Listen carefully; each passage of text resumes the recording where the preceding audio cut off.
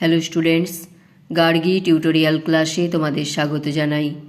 দেখো, আজকে আমার আলোচ্য বিষয় হলো বর্ধমান ইউনিভার্সিটি ফার্স্ট সেমিস্টার স্টুডেন্টসদের জন্য যারা মাইনরে হিস্ট্রি রেখেছো, তোমাদের যে গুরুত্বপূর্ণ সাজেশান অর্থাৎ 2026 সালের যে গুরুত্বপূর্ণ সাজেশান সেটা আজকে আমি তোমাদের দিয়ে দিচ্ছি।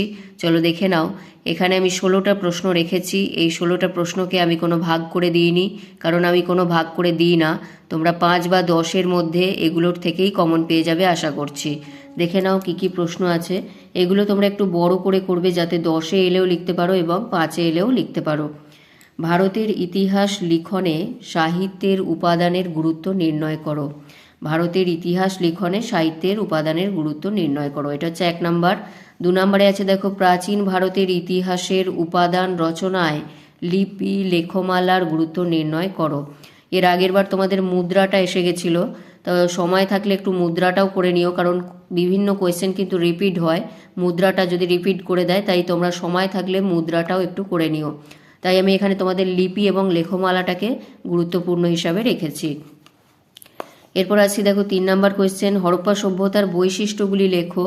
হরপ্পা সভ্যতার পতনের কারণ সম্পর্কে আলোচনা করো।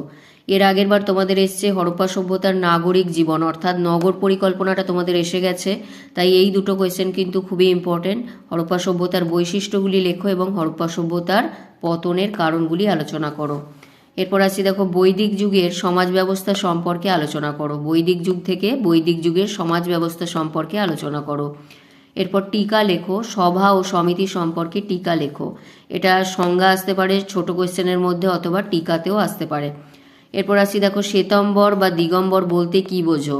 এই দুটো প্রশ্ন কিন্তু তোমাদের টিকার আকারেও আসতে পারে। যেমন সভা সমিতি টিকাতে রেখেছি, তেমনি শ্বেতাম্বর বা দিগম্বর এই দুটো কিন্তু তোমাদের টিকাতেও আসতে পারে, বা বলতে কি বোঝো এইভাবেও দিতে পারে। এরপর আসছি দেখো, বৌদ্ধ ধর্মের মূল নীতিগুলি আলোচনা করো। বৌদ্ধ ধর্মের মূল নীতিগুলি আলোচনা করো। এরপর আসছি জৈন ধর্মের বৈশিষ্ট্যগুলি লেখো। বৌদ্ধ ধর্ম অথবা জৈন ধর্মের মধ্যে যে কোনো একটা আসার চান্স আছে। এরপর হচ্ছে অশোকের জনহিতকর কার্যাবলী আলোচনা করো। অশোকের জনহিতকর কার্যাবলী আলোচনা করো। পরের কোয়েশ্চেন দেখো, টিকা লেখো অশোকের ধম্ম। অশোকের ধম্ম সম্পর্কে আলোচনা করো বা অশোকের ধম্মের টিকা লেখো, এইভাবে আসতে পারে। এরপর আসি দেখো, মগধের উত্থানে বিম্বিসারের ভূমিকা আলোচনা করো। মগধের উত্থানে বিম্বিসারের ভূমিকা আলোচনা করো। আরেকটা কোয়েশ্চেন দেখো, কনিষ্কের কৃতিত্ব আলোচনা করো।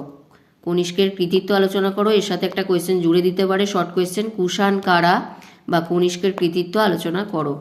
এরপর দেখো, গৌতমীপুত্র সাতকর্ণীর কৃতিত্ব আলোচনা করো।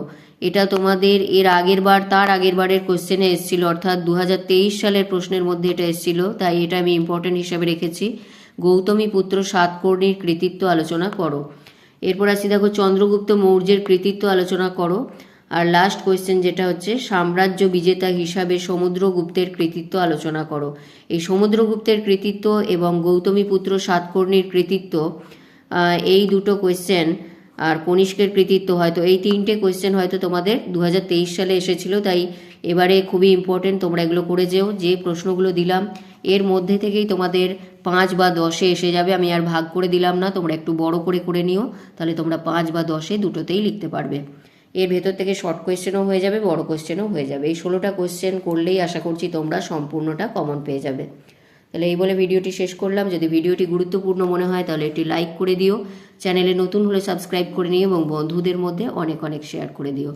দেখা হচ্ছে পরবর্তী ভিডিওতে।